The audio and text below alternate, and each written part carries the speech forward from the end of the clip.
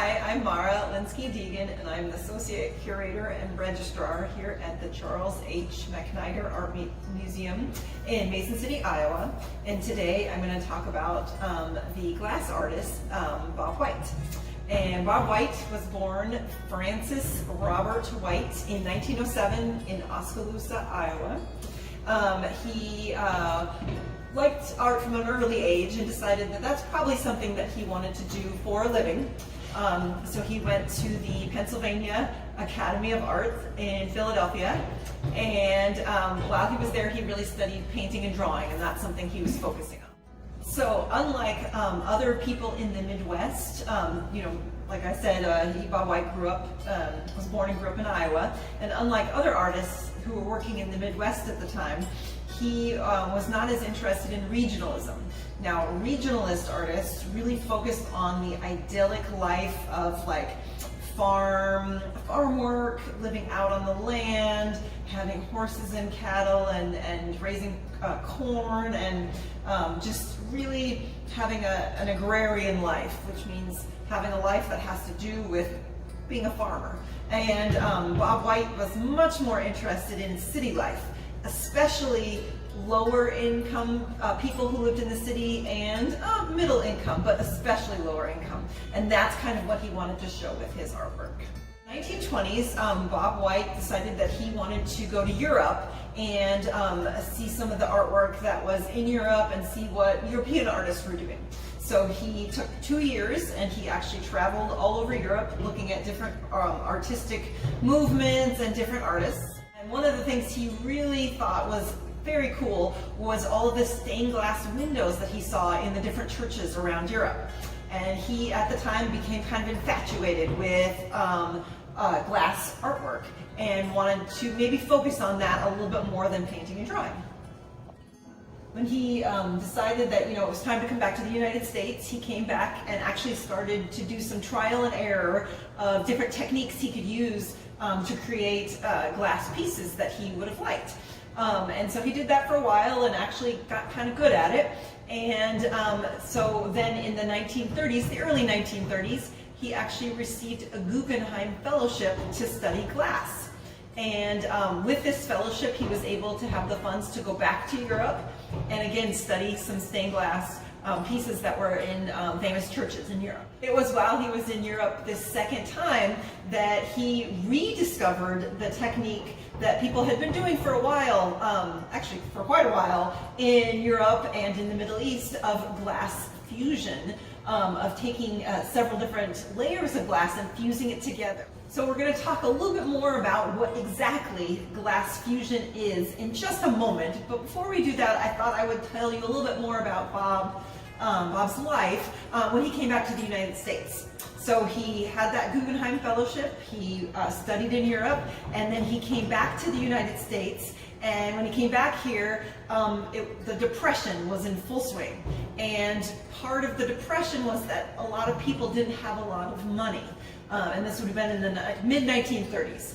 And if you know anything about buying stained glass or even doing anything with glass, it's a little expensive. It's expensive to purchase the materials, and it's actually expensive to buy a piece once it's finished. So Bob White was having a really hard time supporting his family being a glass artist. So he decided he was going to go back to painting and drawing, and he actually moved his family back to the Midwest.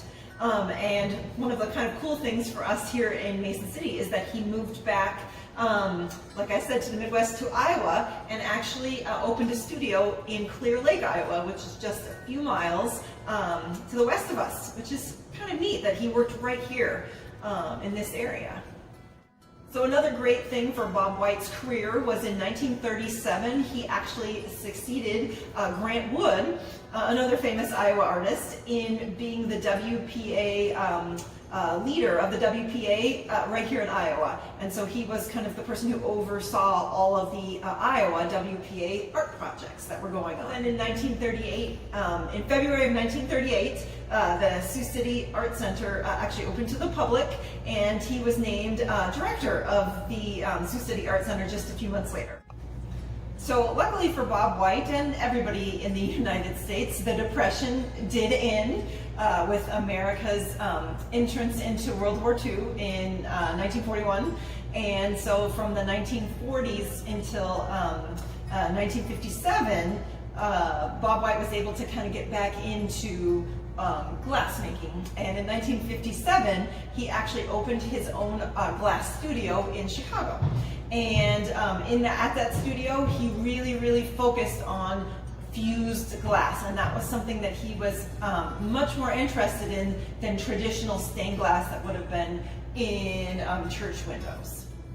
The knowledge that glass fuses with glass has been common ever since the early glass masters of Egypt, Greece, Rome, and Venice. However, artist Bob White adapted the process to flat plane of a window. True stained glass windows are mosaics in which each color is separate and bonded together in segments by dark lead. White wanted greater expressiveness in his medium of glass, and he began experimenting with overlaying one piece of glass with another and heating those pieces of glass to bond or fuse them. So Bob White developed and perfected the fused glass technique here in the United States. For his art form, broken pieces, chunks, and granules of colored antique hand-blown glass are layered into a mold.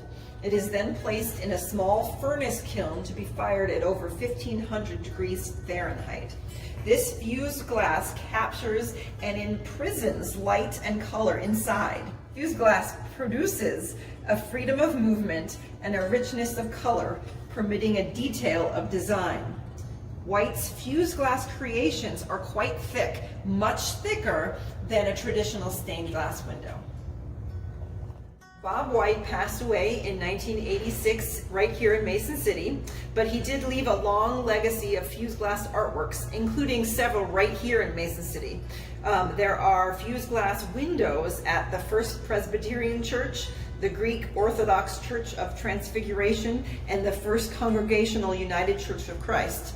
Like I said, right here in Mason City, which is pretty neat.